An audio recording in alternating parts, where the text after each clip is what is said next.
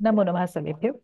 संस्कृत भारत्याः कोविद पुस्तकाच्या काही जो लिटरेचर पार्ट आहे किंवा ज्याला आपण संस्कृत ग्रंथ परिचय वगैरे असं आहे, त्याच्यामध्ये एक बरेचसे संस्कृत ग्रंथांचे, कवयित्रींचे आणि असे अनेक उल्लेख त्याच्यामध्ये आहेत. त्याच्यासाठी आपण एक शॉर्टमध्ये एक व्हिडिओ बघणार आहोत की काही महत्त्वाच्या अ, जसं दर्शनशास्त्रांचं वर्णन आहे.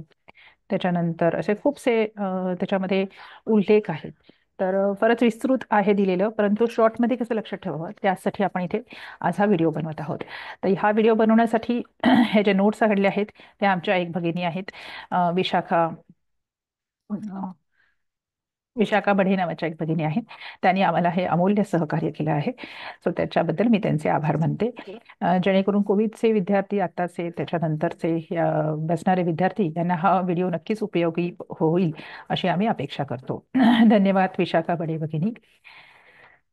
सो आपण हे थोडंसं एनलॉज करूया, कारण त्याच्यामध्ये बऱ्याच कवयित्रींचा, त्यांच्या काव्यांचा, दूतकथांचा, दूतकाव्यांचा, खंडकाव्यांचा असा उल्लेख आहे. सो त्याला एक शॉर्टमध्ये एक व्हिडिओ त्याच्यासाठी बनवण्याची आमची इच्छा होती. त्या पद्धतीने आपण एक शॉर्टमध्ये व्हिडिओ बघत आहोत इथे. कारण आपण त्याच्या साधारणतः कोविडच्या पुस्तकाच्या 6व्या पाठामध्ये वैशेषिक दर्शनशास्त्राचा उल्लेख आहे. दर्शनशास्त्र म्हणजे सर्वांना माहिती आहे ते की भारतीय तत्वज्ञान ज्यामध्ये सांगितलं जातं ती दर्शनशास्त्र, जी 6 प्रकारची दर्शनशास्त्र आहेत त्याविषयी आपण बघतो आहोत. थोडंसं इनलार्ज करते. हं. न्याय, सांख्य, योग, न्याय, वैशेषिक आणि पूर्वमीमांसा, उत्तरमीमांसा अशी ही दर्शनशास्त्र आहेत. तर साधारणतः यांचे प्रवर्तक कोण ह्याविषयी आपण एक हे लक्षात ठेवू शकतो की क्षम्यता, पाठी जाऊया आपण. हं. वैशेषिक दर्शनांचे प्रवर्तक होते कणाद महर्षी. न्याय दर्शनाचे अ, प्रवर्तक होते गौतम ऋषी, यांना अक्षपाद असं सुद्धा म्हटलं जातं. सांख्य दर्शनाचे प्रवर्तक होते कपिल मुनी. त्यानंतर योग दर्शनाचे तर सगळ्यांना माहिती आहेत की पतंजली, महर्षी पतंजली. पूर्वमीमांसा दर्शनाचे प्रवर्तक आहेत जैमिनी. उत्तरमीमांसा दर्शनाचे प्रवर्तक आहेत वेदांत, किंवा वेदांताचे. त्यानंतर अ, खंडकाव्य आहेत, काही खंडकाव्यांचा उल्लेख तिथे केलेला आहे. सो कालिदास रचित खंडकाव्य आहेत मेघदूत, ऋतुसंहार. हालराज यांनी लिहिलेली खंडकाव्य आहेत गाथा सप्तशती. गोवर्धनाने लिहिलेली आहेत ती आर्या सप्तशती. भर्तृहरीने लिहिली आहेत ती शृंगार शतकम. अमरूक यांनी लिहिलेली आहे ते खंडकाव्य आहे ते अमरू शतकम. जगन्नाथाने लिहिली आहे ती भगिनी विलास. त्यानंतर दूत काव्यांविषयी सुद्धा पाठ क्रमांक 4 मध्ये दिले आहेत. ते म्हणजे वेदांतिक वेदांत देशिका आहे. त्यांनी लिहिलेले आहे ते हंस संदेश नामाचं दूतकाव्य आहे.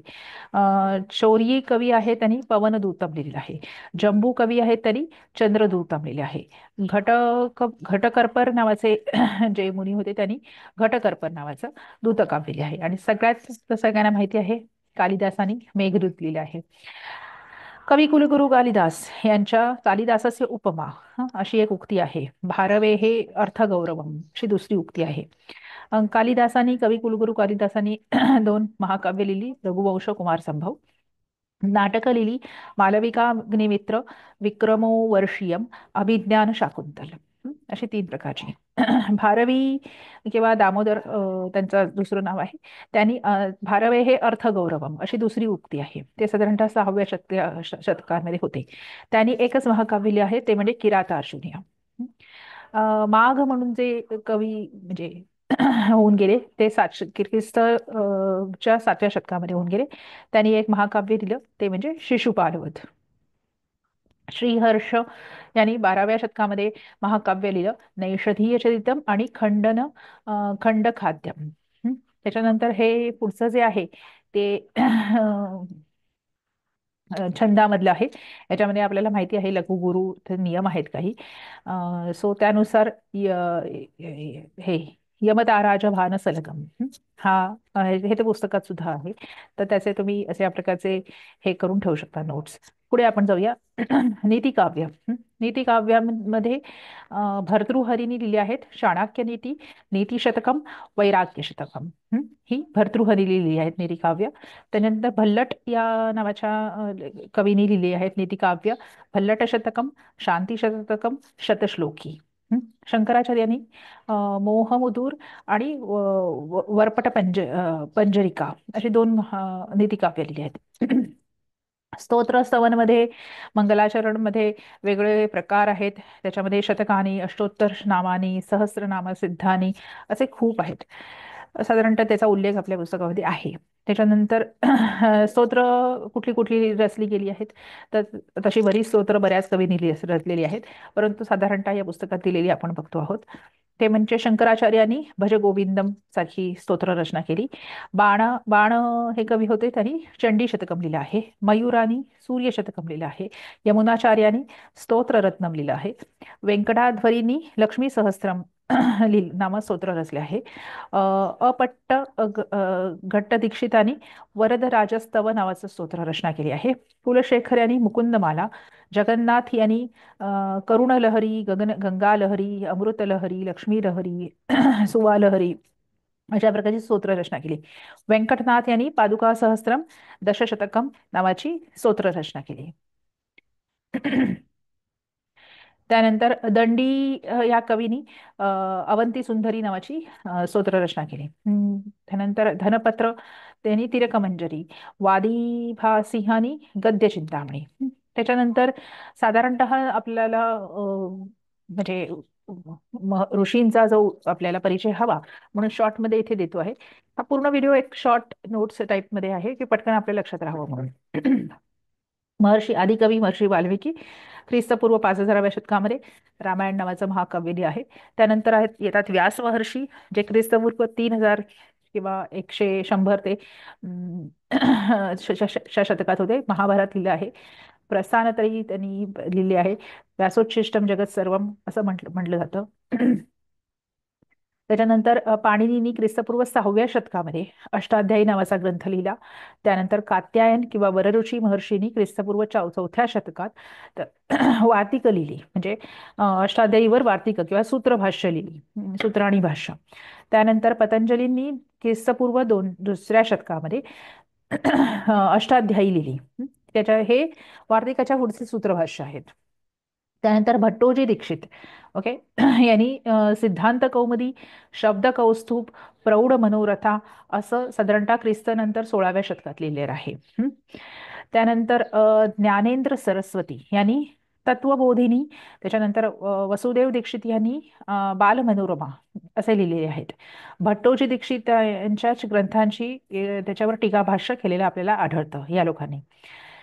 त्यानंतर नागेश भट्टाने 1660 ते 1730 मध्ये 45 पेक्षा जास्त ग्रंथ लिहिले. लघु षष्टेंदु शेखर, परिभाषेंदु शेखर, लघु मंजुषा, परलघु मंजुषा असे अनेक ग्रंथरचना त्यांनी केलेली आहे. आता पुढचा पॉइंट आहे तो म्हणजे बाणभट्ट. बाणभट्टांचं काव्य एक महत्वाचं आहे ते म्हणजे हर्षचरितम. पंचगुप्तनी 1005व्या शतकामध्ये नवसहस्र चरित नावाचं लिहिलं आहे. बिल्हणानी विक्रम भट्टदेव रचितानी केले आहे. हेमचंद्रानी कुमार पालचरित असं अशा प्रकारची काव्यरचना केलेली आहे. सो तिरुलांबानी वरदांबिका परिणय, त्यानंतर रामभद्रांबयानी रघुनाथ अभ्युदय अशी काव्यरचना केली आहे. त्यानंतर ज्योतिषशास्त्र फार महत्वाचं आहे. ज्योतिषशास्त्रामध्ये आर्यभट्टाने 476व्या वर्षामध्ये भटियम असं एक ग्रंथ रचना केली आहे. वराहमिहिर यांनी ख्रिस्त 6व्या शतकामध्ये पंचसिद्धांतिका, लघु संहिता, वाराही संहिता, बृहज्जातकम, लघु विश्वकोश असे अनेक शास्त्रची रचना केली, या ग्रंथांची रचना केली. भास्कराचार्यांनी गणक चक्रचूडामणी हे नावाचा ग्रंथ लिहिला. त्यानंतर ब्रह्मगुप्तानी 598 मध्ये ब्रह्मस्फुट सिद्धांत आणि खंडका खाद्यकम नावाचे 2 ग्रंथ लिहिले. परत दुसरे भास्कराचार्यांनी 11व्या शतकामध्ये सिद्धांत शिरोमणी, लीलावती आणि कर्ण कुतूहल अशा नावाची रचना केलेली आहे. सो हा एक प्रयत्न होता की ह्याच्या पुढे सुद्धा अनेक हे आहेत, परंतु त्या आपण नेक्स्ट व्हिडिओमध्ये हे करू, त्याचं विवरण करायचा प्रयत्न करू. एक मिनिट. हां, तर अशा प्रकारे आपण इथे शॉर्टमध्ये जेव्हा कवित परीक्षा लिहायची असते त्यावेळेला बऱ्याच म्हणजे इतकं विस्तृत त्याच्यामध्ये नॉलेज असल्यामुळे पुस्तकामध्ये आपण एक शॉर्टमध्ये नोट्स काढायचा प्रयत्न केला आणि तो तुम्हाला आवडला असेल असं अशी आम्ही अपेक्षा करतो. जर तुम्हाला आवडला असेल तर चॅनलला लाईक, शेअर, सबस्क्राईब करायला विसरू नका आणि या चलचित्राला लाईक करून त्याच्यावर कमेंट टाकायला सुद्धा विसरू नका. धन्यवाद. शुभम भवत.